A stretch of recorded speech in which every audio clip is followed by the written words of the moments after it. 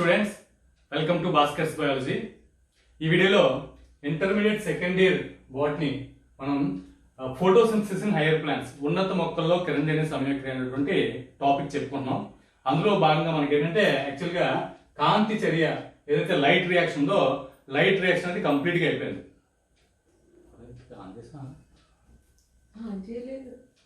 On చేశాను.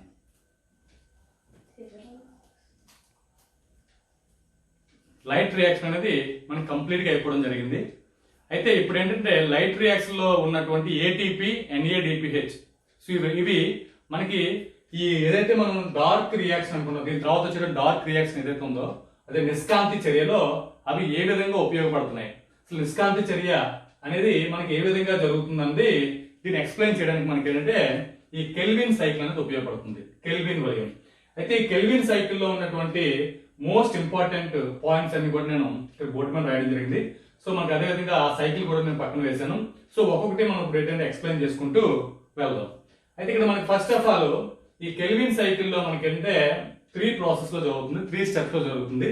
3 steps లో first step ఏంటంటే కార్బాక్సిలేషన్. ఫస్ట్ స్టెప్ ఏంటంటే కార్బాక్సిలేషన్. అలాగే సెకండ్ స్టెప్ ఏంటంటే రిడక్షన్, క్షయకరణం. సో ఫస్ట్ ఏంటంటే కార్బాక్సిలేషన్, రెండోది ఏంటంటే రిడక్షన్, క్షయకరణం, మూడోది ఏంటంటే రీజనరేషన్, పునరుత్పత్తి. సో ఇలా మనకి ఈ 3 స్టెప్స్ లో మనకి ఈ కెల్విన్ సైకిల్ అనేది కంప్లీట్ అవుతుంది. అయితే 3 స్టెప్స్ లో ఉన్నటువంటి ఒక్కొక్క స్టెప్ గురించి మనం ఇప్పుడు చెప్పుకుంటూ వెళ్దాం. ఇక్కడ మనకి ఏంటంటే ఈ కార్బాక్సిలేషన్ లో మనకి ఏమవుతుందంటే ఇక్కడ చూడండి, CO2 is utilized for the carboxylation of RUBP. So RUBP అనేది ఏదైతే మనం కార్బాక్సిలేషన్ అనుకున్నామో ఈ RUBP అనేది అంటే రుబిస్కో బిస్ఫాస్ఫేట్ అనేటువంటి RUBP అనేది ఏదైతే ఉందో అది కార్బాక్సిలేషన్ అవ్వాలంటే మనకి CO2 ని యూజ్ చేసుకుంటుంది. అంటే CO2 is utilized for the carboxylation of RUBP. ఈ దశలో మనకి ఏంటంటే RUBP కార్బాక్సిలేషన్ కు CO2 ఉపయోగపడుతుంది. RUBP అనేది రుబిస్కో బిస్ఫాస్ఫేట్ అనేది కార్బాక్సిలేషన్ జరగాలంటే CO2 కంపల్సరీగా కావాలి. సో ఇక్కడ మనకి ఫస్ట్ స్టెప్ లో మనం చూడండి RUBP అనేది మనకి ఇక్కడ ఉంది, రుబిస్కో బిస్ఫాస్ఫేట్. సో దీనిలో మనకి 6 RUBPs మనం తీసుకున్నాం, 6 తీసుకున్నాం అంటే మనం చూడండి, గుర్తుపెట్టుకోండి 6 RUBP. సో 6 RUBP తీసుకుంటే దీనికి మనకి ఏంటంటే 6 మాలిక్యూల్స్ ఆఫ్ CO2 కావాలి. అంటే ఒక RUBP కార్బాక్సిలేషన్ జరగాలంటే ఒక CO2 కావాలి. సో ఇక్కడ మనం ఎన్ని తీసుకున్నాం, 6 RUBPs తీసుకున్నాం కాబట్టి 6 CO2 మనకు కావాలి. ఫర్ ఎగ్జాంపుల్ 3 RUBP తీసుకుంటే ఇక్కడ మనం 3 CO2 అనేది మనకి ఇక్కడ మనకి ఇన్వాల్వ్ అవుతుంది ఈ రియాక్షన్ లో. అయితే ఇక్కడ మనకి చూడండి CO2 ఈ utilised for the carboxylation of RUBP అని చెప్పుకున్నాం. RUBP CO2 అవసరం. అయితే this reaction is catalysed by the enzyme RUBP carboxylase. So carboxylation కాబట్టి దానికి మనకు ఉపయోగపడే ఎంజైమ్ కార్బాక్సిలేజ్, RUBP కార్బాక్సిలేజ్. అంటే ఈ 6 RUBP మనం 6 CO2 తో కలిపి మనకి ఈ రియాక్షన్ ఏదైతే ఉందో ఆ రియాక్షన్ లో ఇన్వాల్వ్ అయ్యేటటువంటి ఎంజైమ్ ఏంటి అంటే మనం గుర్తుపెట్టుకుంటే RUBP కాబట్టి RUBP అని పెట్టాం. ఇది కార్బాక్సిలేషన్ కాబట్టి కార్బాక్సిలేజ్ అంటే ఏజ్ అనేది మనకి ఎంజైమ్ కి వస్తుంది కాబట్టి RUBP కార్బాక్సిలేజ్ అనే ఎంజైమ్ RUBP కార్బాక్సిలేషన్ కి మనకి ఆ రియాక్షన్ లో ఇన్వాల్వ్ అవుతుంది. గుర్తుపెట్టుకోండి, ఈ పేరు నుంచి మనకి ఎంజైమ్ కూడా మనకి ఫామ్ అవడం జరిగింది. RUBP కార్బాక్సిలేషన్ యూజ్ అయ్యేటటువంటి ఎంజైమ్ నే RUBP కార్బాక్సిలేజ్ అని చెప్తాం. ఈ చర్య ఏ చర్య ఏదైతే కార్బాక్సిలేషన్ ఈ చర్య ఉందో ఈ చర్యకి RUBP కార్బాక్సిలేజ్ అనే ఎంజైమ్ ఉత్ప్రేరకంగా పనిచేస్తుంది. సో ఫస్ట్ కార్బాక్సిలేషన్ కి ఇన్వాల్వ్ అయ్యే ఎంజైమ్ ఏంటి అంటే RUBP కార్బాక్సిలేజ్. అయితే ఇక్కడ మనకి ఏమవుతుందంటే formation of 2 molecules of 3PGA phosphoglyceric acid అనేది ఫామ్ అవుతుంది. అంటే 3PGA అంటే మనకి ఎన్ని 3PGA ఎన్ని ఉంటాయి, 2 మాలిక్యూల్స్ ఆఫ్ 3PGA ఫామ్ అవుతుంది. 2 మాలిక్యూల్స్ ఆఫ్ అంటే మనకి ఇక్కడ ఒక RUBP ఇన్వాల్వ్ అయితే మనకి 2 మాలిక్యూల్స్ ఆఫ్ 3PGA ప్రొడ్యూస్ అవుతుంది. అంటే దీని ఫైనల్ ప్రొడక్ట్ ఏంటంటే PGA, 3PGA, 3 ఫాస్ఫోగ్లిజరిక్ యాసిడ్ అనేది ఫామ్ అవుతుంది. సో దీని యొక్క అంటే ఈ ఎంజైమ్ వల్ల ఉపయోగంగా పనిచేసి ఏం జరుగుతుంది, 2 అణువుల 3PGA ఫాస్ఫోగ్లిజరిక్ ఆమ్లం ఉత్పత్తికి దోహదపడుతుంది. సో మనకి ఫస్ట్ రియాక్షన్ ఫలితంగా మనకి ఏం ఇన్వాల్వ్ అవుతుందంటే RUBP CO2 ఇన్వాల్వ్ అయ్యి మనకి ఈ రెండింటి తరగతి రియాక్షన్ లో మనకి ఇన్వాల్వ్ అయ్యే ఎంజైమ్ ఏంటంటే RUBP కార్బాక్సిలేజ్. ఓకే, ఇవి ఇన్వాల్వ్ అయ్యి మనకు వచ్చే రిజల్ట్ ఏంటంటే మనకి ఏం ఫామ్ అవుతుందంటే 3PGA ఫామ్ అవుతుంది. ఎన్ని మాలిక్యూల్స్ అంటే 2 మాలిక్యూల్స్ ఆఫ్ 3PGA. సో ఇక్కడ మనకి 3 molecules of 3PGA and 2 molecules 2 అణువుల 3PGA ఫాస్ఫోగ్లిజరిక్ ఆమ్లం ఉత్పత్తి అవుతుంది. సో ఇక్కడ మనకి వేసాం, ఇక్కడ RUBP అనేది మనం 6 తీసుకున్నాం, నెంబర్ మాత్రం మీరు గుర్తుపెట్టుకోండి. 6 RUBP తీసుకున్నాం, 6 RUBP తీసుకున్నాం కాబట్టి 6 CO2 ఇన్వాల్వ్ అవుతుంది. ఇక్కడ 3 తీసుకుంటే 3 CO2 ఇన్వాల్వ్ అవుతుంది. ఇక్కడ 1 RUBP తీసుకుంటే 1 CO2 ఇన్వాల్వ్ అవుతుంది. అలాగే మనకి 6 కాబట్టి 6 RUBP. మనకి ఇంటర్మీడియట్ బుక్ లో మనకి ఇక్కడ 6 తోనే మనకి ఈ టోటల్ ఈ సర్కిల్ అంతా అంటే సైకిల్ అంతా కూడా కంప్లీట్ చేశారు కాబట్టి నేను ఇక్కడ 6 తీసుకోవడం జరిగింది. సో గుర్తుపెట్టుకోండి, 6 RUBP అనేది మనకి 6 CO2 ప్లస్ 6 H2O కూడా ఇన్వాల్వ్ అవుతుంది. సో మనకి 6 RUBP 6 CO2 మనకి కలిపి ఇక్కడ ఉన్నటువంటి ఎంజైమ్ ఏంటంటే రుబిస్కో. సో మనకి RUBP కార్బాక్సిలేజ్ ఎంజైమ్ అనేది మనకి ఇందులో ఇన్వాల్వ్ అయ్యి మనకి ఏం ప్రొడ్యూస్ అవుతుందంటే ఫాస్ఫోగ్లిజరిక్ యాసిడ్. సో 3PGA మనకి 3-ఫాస్ఫోగ్లిజరిక్ యాసిడ్ అనేది ఫామ్ అవుతుంది. సో ఇక్కడ మనకి 2 మాలిక్యూల్స్ ఇన్వాల్వ్ అవుతాయి. రెండు ఒక్కొక్క అంటే ఒక కార్బన్ ఫామ్ అవుతుంది, అంటే ఒక RBUP లేదు. ఇక్కడ మన కార్బన్ డైఆక్సైడ్ కాబట్టి మనం తీసుకున్నాం, ఒక కార్బన్ డైఆక్సైడ్ కి 2 ఫామ్ అవుతున్నాయి, 2 3PGA ఫామ్ అవుతాయి. ఇక్కడ మనకి 6 తీసుకున్నాం కాబట్టి 6 into 2 మనకి 12 ఫాస్ఫోగ్లిజరిక్ యాసిడ్స్ అనేవి ఫామ్ అవుతున్నాయి, 12 ఫాస్ఫోగ్లిజరిక్ ఆమ్లాలు ఏర్పడుతున్నాయి. సో ఇది మనకి first reaction. So first reaction లో మనకి ఏంటంటే 6 RUBP అలాగే 6 CO2 రెండు కూడా ఇన్వాల్వ్ అయ్యి మనకి అంటే 12 మాలిక్యూల్స్ ఆఫ్ PGA మనకి ఫామ్ అవుతుంది. సో ఇది మనకి ఫస్ట్ రియాక్షన్. దీంతో మనకి ఏదైతే మనం కార్బాక్సిలేషన్ అనుకున్నామో ఈ కార్బాక్స్ ఇక్కడతో మనకి ఫినిష్ అయిపోయింది. సో ఇది మనకి ఫస్ట్. సెకండ్ స్టెప్ వస్తే సెకండ్ స్టెప్ లో మనకి జరిగేది ఏంటంటే రిడక్షన్, క్షయీకరణం. సో క్షయీకరణంలో ఏం జరుగుతుంది చూడండి, దిస్ ఈజ్ 2 స్టెప్ రియాక్షన్. దీనిలో మనకి 2 స్టెప్స్ అనేవి కనిపిస్తాయి. సో ఇది మనకి ఫస్ట్ స్టెప్, ఇది మనకి సెకండ్ స్టెప్. ఇలా మనకి 2 స్టెప్లు అనేవి ఇందులో ఇన్వాల్వ్ అవుతున్నాయి. సో 2 స్టెప్స్ ఏంటి? So this is 2 step reaction that leads to the formation of మనకి చూడండి గ్లిజరాల్డిహైడ్ 3-ఫాస్ఫేట్. గ్లిజరాల్డిహైడ్ 3-ఫాస్ఫేట్ అనేది ఫామ్ అవుతుంది. దీన్ని మనం glyceraldehyde and G3P phosphate P G3P అని చెప్తాం. G3P అంటే గ్లిజరాల్డిహైడ్ 3-ఫాస్ఫేట్ అనేది ఫామ్ అవుతుంది ఫైనల్ గా. సో మనకి సెకండ్ రియాక్షన్ ఫైనల్ గా వచ్చేది కంటే చూడండి G3P అనేది ఫామ్ అవుతుంది. సో ఇది ఇందులో ఉన్న 2 స్టెప్స్ ఏంటి? సో 2 స్టెప్లు ఏంటంటే మనం ఒకసారి చూద్దాం. అయితే ఇక్కడ చూడండి G3P అంటే గ్లిజరాల్డిహైడ్ 3-ఫాస్ఫేట్ ఏర్పడడానికి దోహదం చేసే 2 దశల చర్య ఇది. 2 దశల్లో మనకి ఈ చర్య అనేది జరుగుతుంది. అయితే ఇక్కడ చూడండి ఒక CO2 అణువు స్థాపించడానికి 2 మాలిక్యూల్ అంటే 2 అణువులు ATP కావాలి. చూడండి ఫాస్ఫోరిలేషన్ కి. అలాగే మనకి CO2 క్షయీకరణం చెందడం కోసం 2 NADPH కావాలి.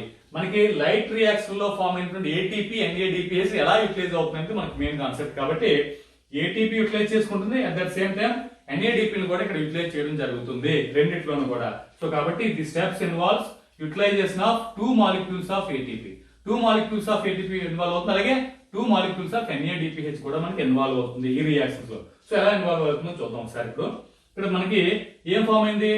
ఫస్ట్ రియాక్షన్ లో మనకి 12 ఫాస్ఫోగ్లిజరిక్ యాసిడ్ అని ఫామ్ అయింది. సేమ్ అలా తీసుకుని మనం 12 ఫాస్ఫోగ్లిజరిక్ యాసిడ్ తీసుకొని ఇక్కడ చూడండి ఒక దానికి మనకి ఏం చెప్పాడు, ఒక మాలిక్యూల్ ఫామ్ అవడానికి 2 ATPలు యూజ్ అవుతున్నాయి. మనకి 2 తీసుకున్నాం అంటే 6 తీసుకోవడం జరిగింది. 6 తీసుకోవడం కాబట్టి మనకి ఏమవుతుంది 6 2 12 ATP ఇన్వాల్వ్ అవుతుంది. సో ఈ నెంబర్ మీరు కొద్దిగా అబ్జర్వ్ చేయండి.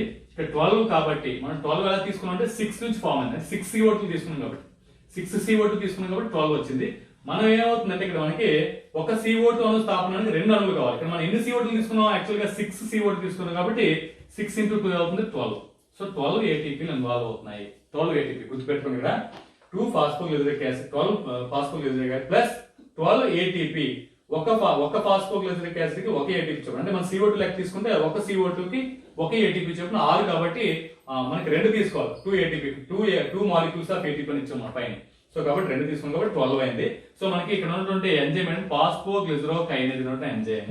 ఇక్కడ చూడండి ఈ స్టెప్ లో ఫస్ట్ స్టెప్ లో మనకి ఇన్వాల్వ్ అయిన ఎంజైమ్ ఏంటంటే ఫాస్ఫోగ్లిజరోకైనేజ్. గుర్తుపెట్టుకోవాలి కంపల్సరీగాను. అది దీని నుంచి మనకి ఏం ప్రొడ్యూస్ అవుతుంది? 12 బిస్ఫాస్ఫోగ్లిజరిక్ యాసిడ్ ఫామ్ అవుతుంది. 12 బిస్ఫాస్ఫోగ్లిజరిక్ యాసిడ్ ప్లస్ మనకి 12 ADP. ఎందుకంటే ఇక్కడ మనకి ఫాస్ఫోరిలేషన్ జరుగుతుంది. సో ఫాస్ఫోరిలేషన్ జరుగుతుంది కాబట్టి ఒక ఫాస్ఫేట్ పోతుంది కాబట్టి 12 ATP కాస్త మనకి ఏమవుతుందంటే 12 ADP అవుతుంది. సో అదే మనకు ఉన్నటువంటి 12 బిస్ఫాస్ఫరిక్ ఆమ్లం 12 బిస్ఫాస్ఫోగ్లిజరిక్ ఆమ్లము ప్లస్ 12 ADPలు ఫామ్ అవుతున్నాయి. ఇది first process. So first process మన 12 మాలిక్యూల్స్ ఆఫ్ పీజీఏ ఉంది. ఈ పీజీ అనేది మనకి ఏమవుతుందంటే ఇందులో మనకి ఇన్వాల్వ్ అయ్యేటటువంటి ఏటీపీలు అని చెప్పుకున్నాం. 12 ఏటీపీస్ మనం ఇందులో ఇన్వాల్వ్ అయ్యి 12 ఏటీపీలోను ఫాస్ఫోరిలేషన్ జరుగుతుంది. ఫాస్ఫోరిలేషన్ అంటే ఒక్కొక్క ఫాస్ఫేట్ అనేది పోవడం వల్ల ఏటీపీ కాస్త మనకి ఏడీపీ అవుతుంది. ఎందుకంటే డ్రై ఫాస్ఫేట్ కాస్త డైఫాస్ఫేట్, ఎందుకంటే ఒక్కో ఫాస్ఫేట్ వెళ్ళిపోతుంది కాబట్టి మనం 12 డైఫాస్ఫేట్ వేసుకున్నాం. సో 12 ఎడినోసిన్ డైఫాస్ఫేట్ చెప్తాం. అయితే ఇక్కడ మనకి వచ్చినటువంటిది ఏంటంటే 12 మాలిక్యూల్స్ ఆఫ్ ఏమొస్తుందంటే చూడండి 12 మాలిక్యూల్స్ బీస్ ఫాస్ఫోగ్లిజరిక్ యాసిడ్, బీస్ ఫాస్ఫోగ్లిజరిక్ ఆమ్లం అనేది ఫామ్ అవుతుంది. ఇది మనకి ఫస్ట్ స్టెప్. ఫస్ట్ స్టెప్ లో ఇన్వాల్వ్ అయింది ఏంటి? ఏటీపీ ఇన్వాల్వ్ అయింది. సెకండ్ స్టెప్ లో ఏమైందంటే NADPH ఇన్వాల్వ్ అవుతుంది. సో ఇక్కడ మనకి ఫామ్ అయింది ఏంటంటే మనకి బీస్ ఫాస్ఫోగ్లిజరిక్ యాసిడ్ ఫామ్ అవుతుంది. 12 బీస్ ఫాస్ఫోగ్లిజరిక్ యాసిడ్ వేసుకున్నాం. దీనికి మనకి పైన ఏదైతే ఏటీపీ ఇన్వాల్వ్ అయింది, ఇక్కడ మనకి ఏంటంటే 12 NADPH ఇన్వాల్వ్. ఇక్కడ కూడా మనకి 2 మాలిక్యూల్స్ అని చెప్పుకున్నాం. 2 మాలిక్యూల్స్ ఆఫ్ NADPH మనకి ఇన్వాల్వ్ అవుతుంది కాబట్టి ఇక్కడ కూడా మనకి 12 అంటే ఒక CO2 కి 2 కాబట్టి ఇక్కడ మనకి 6 CO2s ఇన్వాల్వ్ అవుతుంది కాబట్టి 6 2 12 NADPH తీసుకున్నాం. సో మనకి ఇక్కడ ఒక 3 తీసుకుంటే మాత్రం మనకి ఇక్కడ మారుతుంది. 3 2 6 మనకి వేస్తాం. మనం గుర్తుపెట్టుకోండి ఇక్కడ కూడా 6 వస్తుంది. ఒకవేళ 3 తీసుకుని 3 కార్బన్ తీసుకుంటాం అప్పుడు RUBP కూడా 3 తీసుకోవాలి, గుర్తుపెట్టుకోండి. అయితే ఇక్కడ మనకి ఇన్వాల్వ్ అయ్యేటటువంటి ఎంజైమ్ అండి ఫాస్ఫోగ్లిజరోకైనేస్. సారీ మనకి సెకండ్ కదా, సెకండ్ దాంట్లో మనకి NADPH, 3 లో మనకి G3P డిహైడ్రోజినేజ్. ఇక్కడ హైడ్రోజన్ పోతుంది, పైన ఫాస్ఫేట్ పోతుంది కాబట్టి ఫాస్ఫోగ్లిజరోకైనేజ్ వాడాం. ఇక్కడ హైడ్రోజన్ రిమూవ్ అవుతుంది కాబట్టి డిహైడ్రోజినేజ్, గుర్తుపెట్టుకోండి ఇవి. సో ఆ రకంగా మీరు ఏంటంటే ఇక్కడ ఫాస్ఫేట్ పోతుంది కాబట్టి ఫాస్ఫోగ్లిజరోకైనేజ్ అని గుర్తుపెట్టుకోండి. ఇక్కడ హైడ్రోజన్ పోతుంది కాబట్టి G3P డిహైడ్రోజినేజ్ అనేటువంటి ఎంజైమ్ ఇన్వాల్వ్ అవుతుంది. ఎంజైమ్ ఇన్వాల్వ్ అయ్యి మనకి ఏం ఫామ్ అవుతుంది? 12G3P ఫామ్ అవుతుంది. మనం ఆల్రెడీ మనం దీంట్లో ఫస్ట్ లో చెప్పుకున్నాం. సో మనకి గ్లిజరాల్డిహైడ్ 3 ఫాస్ఫేట్ అనేది ఫామ్ అవుతుంది. సో సేమ్ అదే విధంగా మనకి 12G3P అనేది ఫామ్ అవడం జరిగింది. సో దీంతో పాటు 12 NADPH ప్లస్ తర్వాత 12 H2PO4 కూడా మనకి ఫామ్ అవుతుంది.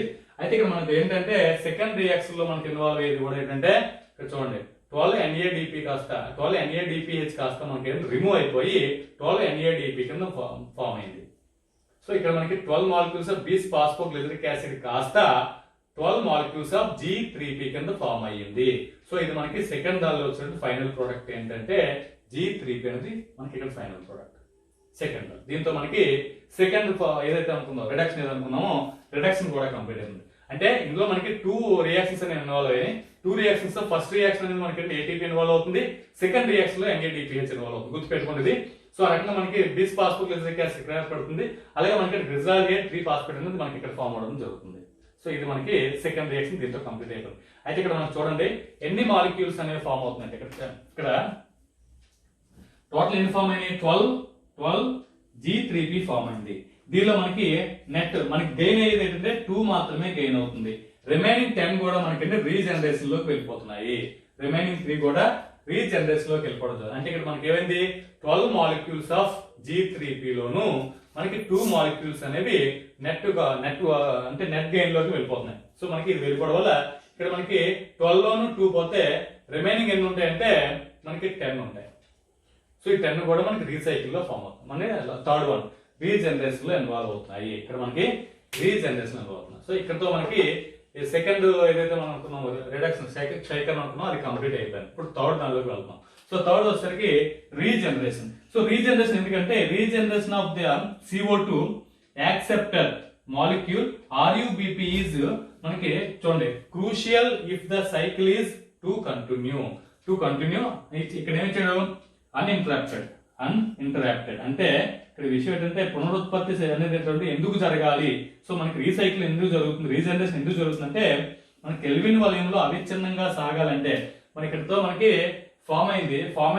ఇక్కడ మనకి 2 మాలిక్యూల్స్ యూటిలైజ్ చేసుకొని 10 మాలిక్యూల్స్ ఉండిపోతే మళ్ళీ తిరిగి RUBP కింద ఫామ్ అవకపోతే ఏమవుతుంది? ఈ సైకిల్ ఇక్కడతో ఆగిపోతుంది. సో ఇక్కడతో ఆగిపోతే మనకి ఏమవుతుందంటే ఫర్దర్ గా జరిగే స్టెప్స్ అని కూడా జరగవు కాబట్టి కంపల్సరీగా మళ్ళీ RUBP ఫామ్ అవ్వాలి.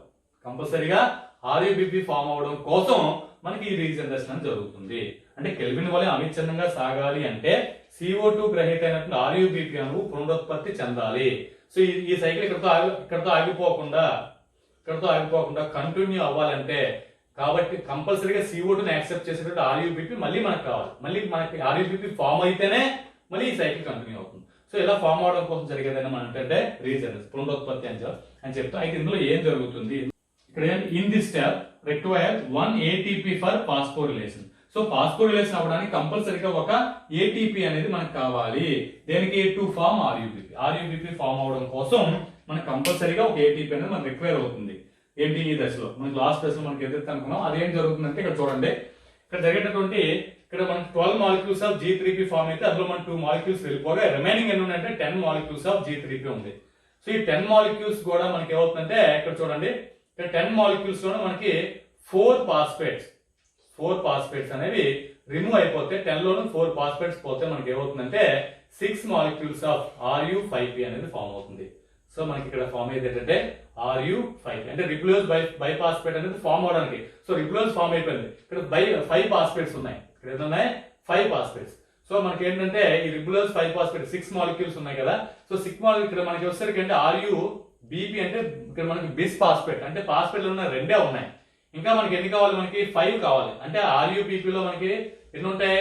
5 కార్బన్ మాలిక్యూల్స్ ఉంటాయి. సో 5 కార్బన్ మాలిక్యూల్స్ కావాలి కాబట్టి ఇక్కడ ఉన్నవి 2 కాబట్టి రిమైనింగ్ 3 కూడా మనకి ఏటీపీ నుంచి, కాబట్టి ఇక్కడ మనకి ఏటీపీ యూజ్ అవుతుందని చెప్పుకున్నాం.